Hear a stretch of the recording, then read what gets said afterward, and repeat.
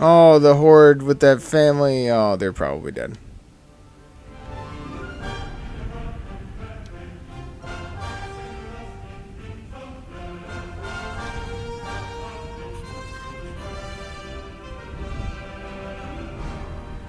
Steepleton. There are dead orcs lying in the defensive trenches and strewn over the meadows in front of the city. Some of the locals are busy throwing the bodies on pyres, while others repair the minor damage done to the city wall. You enter the city and the garrison at its centre without being spoken to. It is only when you reach a heavy oak door that leads, you assume, to the commanding officer's headquarters, that you are halted by a guard. Dwarves, eh? Seems we aren't to be spared anything these days. What do you want? What a dick. It looks like you've got an orc problem. Had.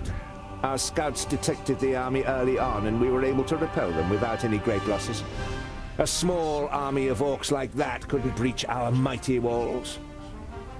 Your mighty walls look like they're about to collapse under their own weight! The soldier isn't intimidated by Bögnilim. He juts his chin out confidently. At least they stopped the orcs, unlike your dwarven walls in the north. I didn't know that Steepleton was so big. Impressive place. We have fertile meadows. That's what we have to thank for the city's growth in recent years. At the time of my grandparents, Steepleton was nothing more than the tower on a hill with a couple of houses. Now we have a market, a temple, and of course, there are royal messengers stationed in the tower, which doesn't do the city's coffers any harm at all. You said you had messengers here. I'd like to send a carrier pigeon to Lot Yonin in Yonendar. Lot Yonin in Yonendar. No problem. It will cost you 90 gold pieces. If the carrier pigeon delivers my message safely to Lot Yonin, then it's worth its weight in gold. Then I'll send for a scribe. You can dictate your message and Thank you, but I can write it myself. Paper and ink will be sufficient. The guard nods. You don't blame him for thinking you are illiterate.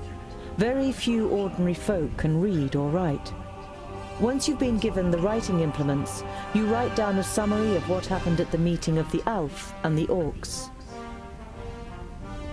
I must speak with your commander.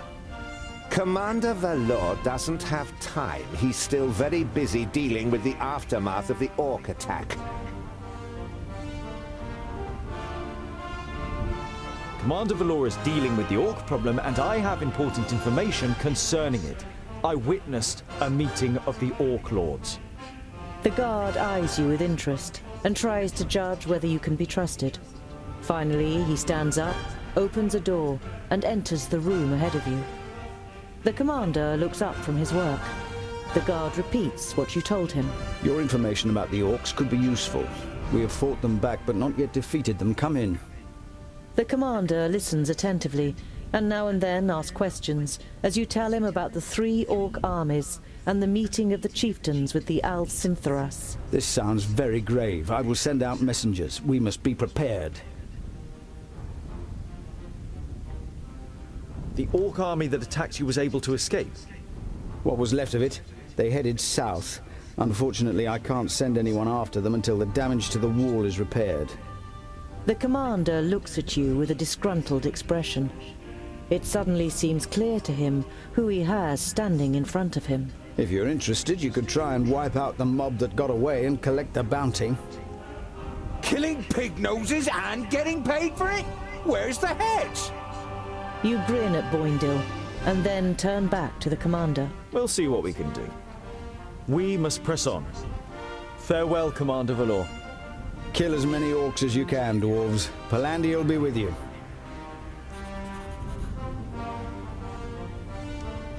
You see a camp with a wagon and 2 people on the edge of the path. Behind them, Black Saddle towers up above a thick, dark forest, about a half a day's journey away.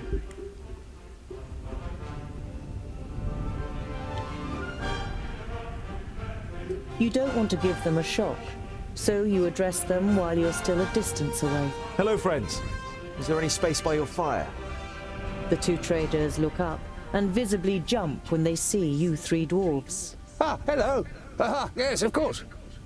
It doesn't escape your attention that you seem to be causing the traders some uneasiness, but you take up their offer and sit down. The twins follow your example. We're only travelers. We're looking for someone who's said to live on Blacksaddle. A hermit. Someone who lives here? The traders exchange amazed looks. If they live here, they must be mad. Normally we wouldn't stop and rest here, but the horses are too exhausted. Our departure from Parista was delayed and we must have driven them too hard. Why does Blacksaddle make you feel uneasy? It doesn't look particularly inviting, but it's only a mountain. Only a mountain? You don't know the legend? The trader looks at you and the twins for affirmation, but you all shake your heads. Blacksaddle was once known as Cloudpiercer, and it towered up into the heavens, the upper slopes of pure gold and the summit covered in snow. The humans wanted to attain this wealth, but the smooth slopes and the dazzling summit made the climb impossible. They called on the dwarves to help them. They were able to tunnel up through Cloudpiercer to the top, but they hollowed it out and carried away the gold. The humans demanded that the treasure be shared, but the dwarves refused, and as they argued, the mountain began to tremble. There were too many holes inside for it to hold together. It collapsed and buried both greedy parties underneath it. The mountain lost its tremendous size and its beauty, and ever since has haunted both humans and dwarves with its erosive hatred, causing even the rocks to turn black over time. Never heard of it. Sounds like human tittle-tattle. Dwarves would never hollow out a mountain so much that it collapses.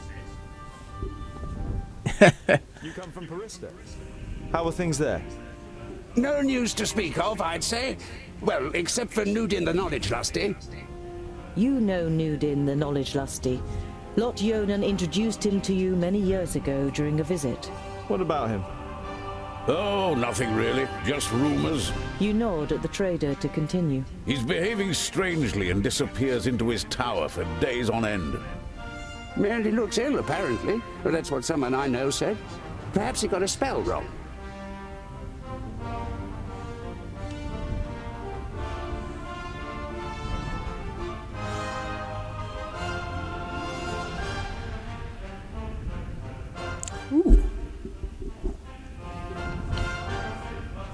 You never have too much food, right?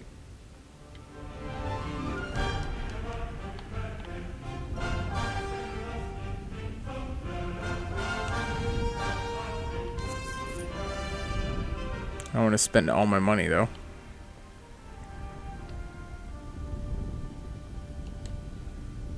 Later in the night, after eating together and some friendly conversation by the campfire, you all decide to sleep. But you take the first watch. It's a night in which nothing happens, and the next morning the traders set off early. After breakfast, you also continue on your journey.